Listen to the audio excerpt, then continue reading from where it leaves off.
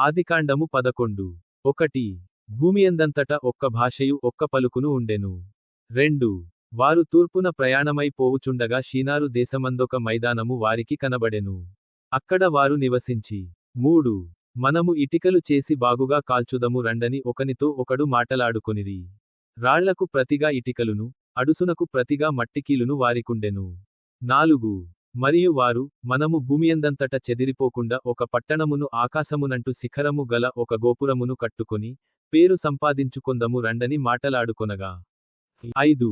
యెహోవా నరుల కుమారులు కట్టిన పట్టణమును గోపురమును చూడ దిగివచ్చెను. 6. అప్పుడు యెహోవా, ఇదిగో జనము ఒక్కటే, వారికందరికి భాష ఒక్కటే, వారు ఈ పని ఆరంభించి యున్నారు. ఇకమీదట వారు చేయదలచు ఏ పని యైనను చేయకుండా వారికి ఆటంకమేమియు నుండదు. 7. గనుక మనము దిగిపోయి వారిలో ఒకని మాట ఒకనికి తెలియకుండా అక్కడ వారి భాషను తారుమారు చేయుదము రండని అనుకొనెను. 8. అలాగు యెహోవా అక్కడ నుండి భూమియందంతట వారిని చెదరగొట్టెను గనుక వారు ఆ పట్టణమును కట్టుట మానిరి. 9. దానికి బాబెలు అను పేరు పెట్టిరి. ఎందుకనగా అక్కడ యెహోవా భూజనులందరి భాషను తారుమారు చేసెను. అక్కడ నుండి యెహోవా భూమియందంతట వారిని చెదరగొట్టెను. 10. షేము వంశావళి ఇది. షేము 100 ఏండ్లుగలవాడై జలప్రవాహము గతించిన 2 ఏండ్లకు అర్పక్షదును కనెను. 11. షేము అర్పక్షదును కనిన తరువాత 500 ఏండ్లు బ్రతికి కుమారులను కుమార్తెలను కనెను. 12. అర్పక్షదు 35 ఏండ్లు బ్రతికి షేలహును కనెను. 13.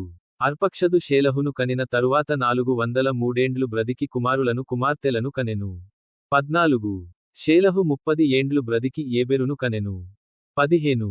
షేలహు ఏబెరును కనిన తరువాత 403 ఏండ్లు బ్రతికి కుమారులను కుమార్తెలను కనెను. 16. ఏబెరు 34 ఏండ్లు బ్రతికి పెలెగును కనెను. 17. ఏబెరు పెలెగును కనిన తరువాత 430 ఏండ్లు బ్రతికి కుమారులను కుమార్తెలను కనెను. 18. పెలెగు 30 ఏండ్లు బ్రతికి రయూను కనెను. 19. పెలెగు రయూను కనిన తరువాత 209 ఏండ్లు బ్రతికి కుమారులను కుమార్తెలను కనెను. 20. రయూ 32 ఏండ్లు బ్రతికి సెరూగును కనెను. 21. రయూ సెరూగును కనిన తరువాత 207 ఏండ్లు బ్రతికి కుమారులను కుమార్తెలను కనెను. 22. సెరూగు 30 ఏండ్లు బ్రతికి నాహోరును కనెను. 23. సెరూగు నాహోరును కనిన తరువాత 200 ఏండ్లు బ్రతికి కుమారులను కుమార్తెలను కనెను. 24.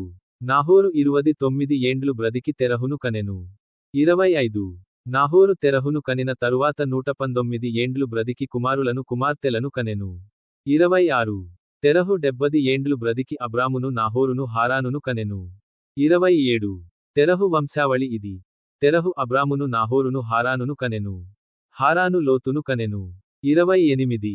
హారాను తాను పుట్టిన దేశమందలి కల్దీయుల ఊరను పట్టణములో తన తండ్రియైన తెరహు కంటే ముందుగా మృతి బొందెను.